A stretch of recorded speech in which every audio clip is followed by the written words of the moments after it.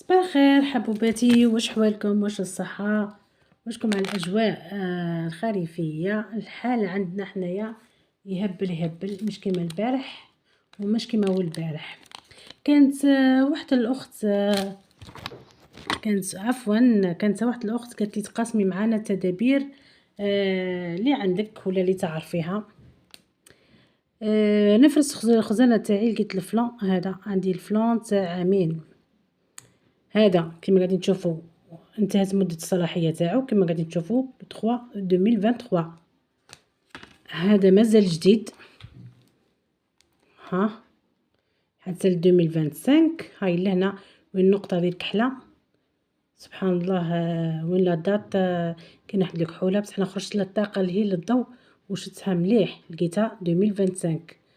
البداية تاعو 2023 وانتهاء تاريخ انتهاء الصلاحية 25. لا علينا، هذا شريته عام الاول وهذا شريته والعام الاول هذا تاع كراميل، هذا مازال تاني حتى 2025. لكن كما قاعدين تشوفوا 2025 مازال صالح. احنا وشيا ما ناكلوش، وانا كوم عندي سكري ما ناكلوش ثاني. الراجل ما عنده حاجه فيه.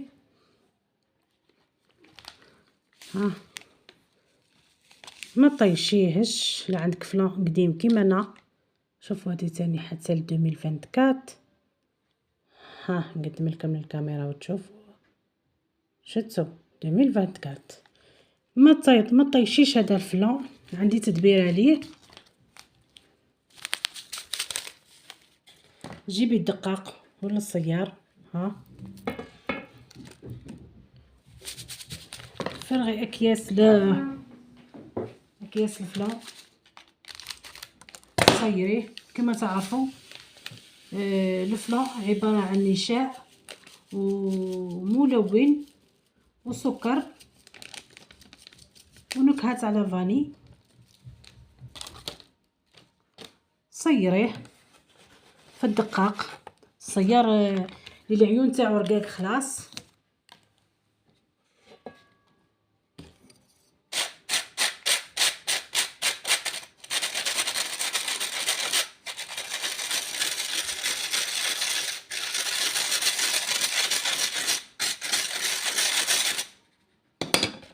نشكر الاخوات اللي دخلوا عندي واللي قاعدين يشاهدوا لي في الفيديوهات، ناس جدد وناس قدم، ودخلوا ناس جدد بزاف. عجبتهم القناه، عجبتهم التدابير، عجبهم الفيديوهات، سواء في الخياطه سواء في كل واحد واش يشتي.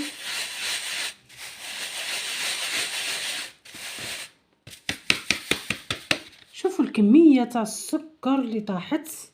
فرغيها في علبه كيما هك.